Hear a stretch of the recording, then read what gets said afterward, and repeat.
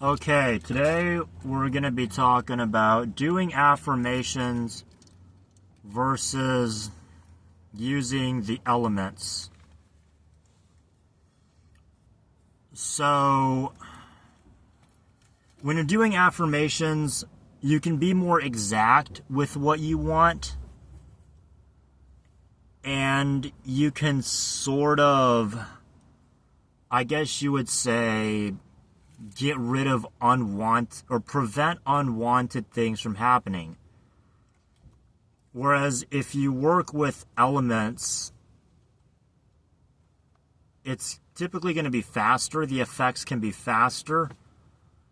But in a way, you're sort of getting the full force of the element if you want it to work quickly. So it's sort of an all or none deal. I guess it could be akin to using, I don't know, what would be like the analogy of it? Can't really think of a good analogy, but whatever. When you work with elements, yes, the effects can be quite a bit faster, the manifestation can be faster, but you're sort of getting the element in its full form. You're getting the full form of the element. So if, say, you need more energy and you need more motivation, then you can work with the element of fire or call upon a fire elemental. If you want to have more money or more material things, you can call upon the element of earth, or use an earth elemental. For water, it can be used for intuition,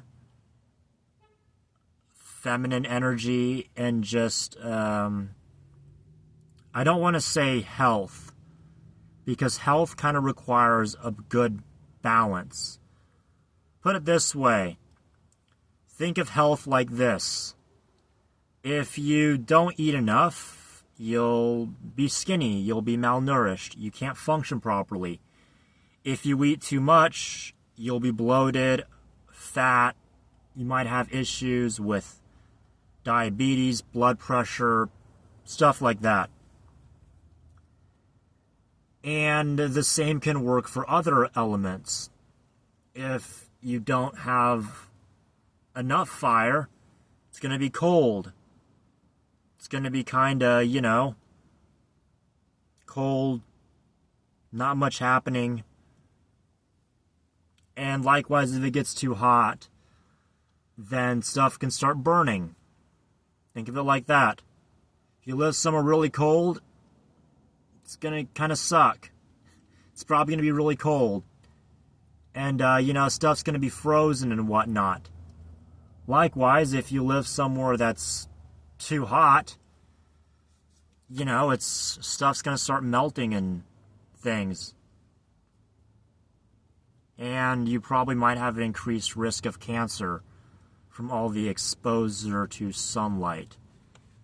And the list goes on. With the element of air, however, it can be a little more tricky. People think air is good. It's like, oh, well, you have more information and you know more stuff. How can that be a bad thing? It's obviously a good thing. People can say the same thing with earth element. If you have more money, that's good, right? It's good if you have more money and a bigger house and more stuff. However, earth is very slow. So, in order to get the other elements, I guess if you will, in order to acquire earth, you kind of need the other elements. And that's kind of why earth is the last element. It's the final element in most systems. And that's kind of, the issue, I guess, with working with elements and elementals. And as far as spirits go, that kind of corresponds with the element of earth. As far as affirmations go, yes, it's going to be typically much slower because you're doing it more often. Affirmations is kind of something that you got to do a lot of. You don't just say it once. And if you want to look at the systems of magic, if you will, if you want to call it magic, and there's kind of a reason why I do avoid calling it magic, just because it's such a loaded term. People think of magic as somehow being fantastic, like supernatural. You know, you do a spell for money and there's going to be a glowing orb of money just hovering above the ground, rather than just, you know, stumbling upon a $20 bill that someone dropped somewhere. Which, you know, you could argue that most responsible practitioners would want to bind down the action not wanted. So it's not like you get a money as a result of, you know, a family member dying and you inheriting a bunch of money, or somebody drops a bunch of money on the ground because they're clumsy and they always misplace stuff or lose things. You kind of want to bind down the action not wanted. With affirmations, you're kind of doing it all at once, if you will. So if you were to make a really vague affirmation, say, I am loving and the universe is a beautiful place. It's full of love and happiness. You're sort of binding down the action not wanted without being too specific. And you're sort of getting what you want without being overly specific. So you're kind of, in a way, creating the perfect world without being too specific, so to say. This can even translate into theurgy, because if you say something like, I am one with the universe, which I think is a really good affirmation, mind you, or the universe is aligned with me, or I'm aligned with the universe, the universe is aligned with my desires, sort of these affirmations, you're essentially just performing theurgy at that point, which I think is good. I think it has its place. And that's kind of it. So yeah, quick breakdown, summary. Elements equals faster, not always the most controlled. Specifically, if you're only working with one element. That's kind of the fastest way to get things going, is just work with one element. As far as affirmations go, is kind of all of them together. So, it's kind of it. And that's the kind of thing about health. If you try manifesting or improving your health with one element, it's kind of just asking for side effects. It would be like if you only use Jupiter to improve your health. Like, I were to just do planetary magic only using Jupiter to improve my health, there's a good chance that I could end up acquiring a Jovian illness. In the worst case, that would be cancer. In less severe cases, it could be something along the lines of, I don't know, like just being overweight, being a bit bloated, having slight acromegaly, something of that nature. Having too much of something.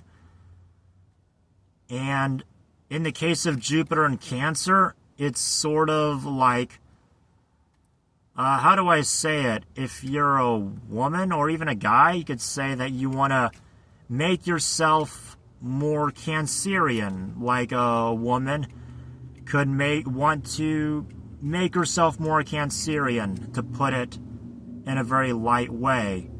She could end up getting a lot of attention from dudes. A lot of unwanted attention. If a man were to do some magic to improve his fertility, or if anyone were to do Jupiter and Cancer magic to improve their fertility, that can also come along with some, side effects. Or say you just want to do magic using Scorpio, say Mars in Scorpio or Jupiter in Scorpio or Sun in Scorpio or even Mercury in Scorpio. Mercury in Scorpio would actually be a pretty good correspondence, even though it's not readily known, because people tend to think of, Mercury as being androgynous, related with Virgo, whereas Scorpio rules over physical sex itself. As far as the Scorpio aspect of sex, essentially just baby making. So, yeah, people tend not to associate them with each other. But yeah, Mercury actually has a lot of correspondences with Scorpio, particularly with Archangel Raphael in the image of the caduceus and just medicine in general. It's kind of where or healing in general. It's kind of where the Scorpio correspondence comes from. And yeah, I think that'll be about it for this one. So another quick recap. If you want to do magic to heal yourself, probably best not to call upon the elementals or to use elemental magic.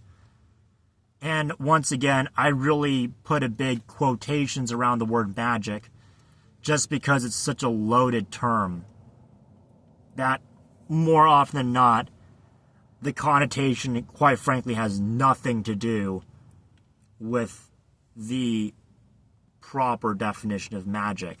And by proper, I mean the Aleister Crowley definition of magic with a K. Affirmations can be a little more specific and targeting exactly what you want, and tends to get rid of a lot of the unwanted or prevent a lot of the unwanted shit that can happen as a result of working with elements. Specifically if we're working with a single element. And I think that'll be about it. Yeah, that's kind of it.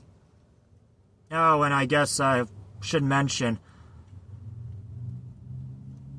doing affirmations that are very vague and kind of just overarching kind of just leads to theurgy anyways. So yeah, there you have it. Elemental versus affirmations. Theurgy versus thaumaturgy. Take your pick. That'll be about it for now.